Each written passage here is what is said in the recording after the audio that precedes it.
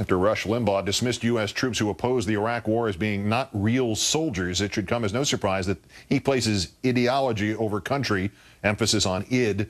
But our number one story tonight, the Republican Party's most popular spokesman has now joined the worst of America's enemies, admitting on air that he is working toward the, quote, objective, his word, of American bloodshed in an American city.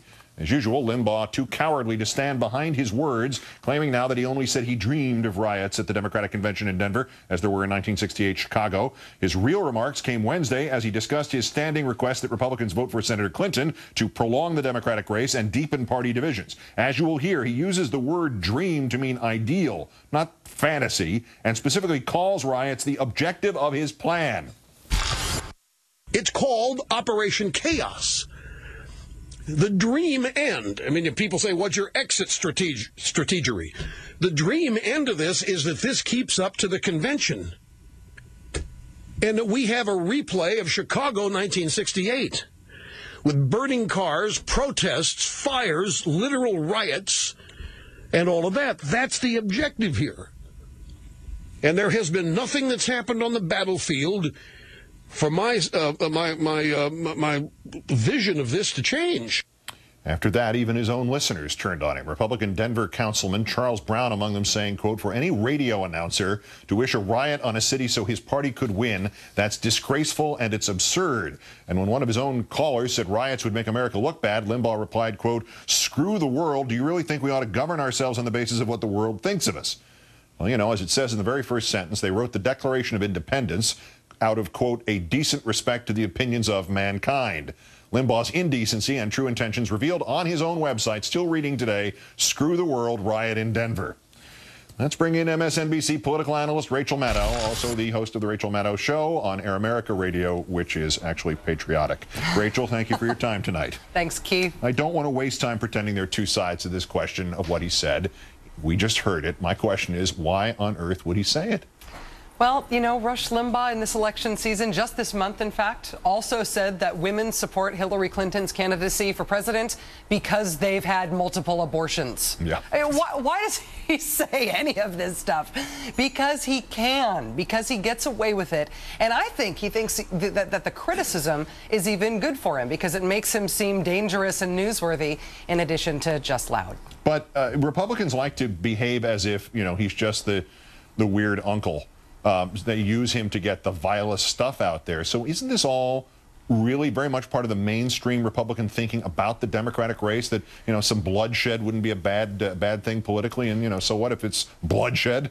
Yeah, trying to find mainstream on this continuum here is not that hard to do. I mean, at one point in this race, I think it was a very mainstream point of view to say that Democrats would be mad if instead of their primaries and caucuses determining who the nominee was going to be, it was going to be some backroom superdelegate thing. That has now come to pass, and Democrats are mad. It's also mainstream political analysis to look at 68 and 72 and 1980 and say the party that doesn't have a nominee at the time of their convention loses that next election. That's mainstream analysis. It's mainstream historical analysis to look back at 1968 in Chicago and say that was a disaster. Even if you only look at the toll on the police in Chicago, it was something like 119 police officers who were injured in that rioting. That's all mainstream about all different aspects of this. What's not mainstream is to wish 1968 style violence. I mean, he literally said burning cars, literal riots. It is not mainstream to wish that on an American city. It's just incredible.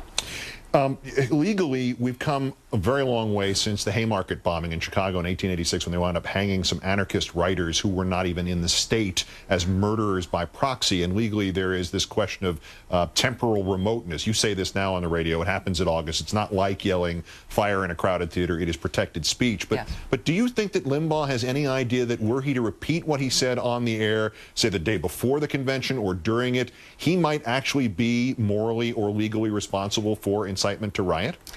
I think that with the exception of things involving his housekeeper and painkillers and other people's Viagra at airports and stuff, I think that with the exception of stuff in his personal life, Rush is such a pro that he knows exactly where the legal line is that he's towing. And so I'm sure he knows that when he is speaking through his golden microphone in April about something that's going to happen in August, that he's not in any danger of any criminal charges here. But If he said this not through the golden microphone and in person and in August and in Denver, if he keeps with this line, and he was very overt about what he was asking for, then sure he would be in trouble. He's not there yet, but if he repeats this in the right place, that's absolutely the line that he's walking.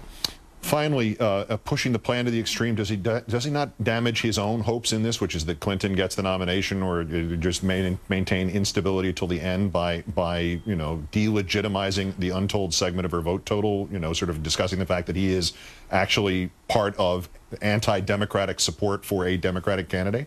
Honestly, I think that the right has been very overt about this, that they have been very overt about the fact that the longer the Democratic nomination fight goes on, the better off they are. And I think when you see momentum shift to Clinton, sometimes you start to hear people on the right talk up Barack Obama. They're very open about the fact that they want this nomination fight to go on forever. The irrational thing here is that Democrats aren't taking heed of that and just picking somebody, anybody, picking someone. Rachel Maddow of Air America and MSNBC, for instance. Great, thanks, Rachel. Have a good weekend. You too, Keith. Thank you.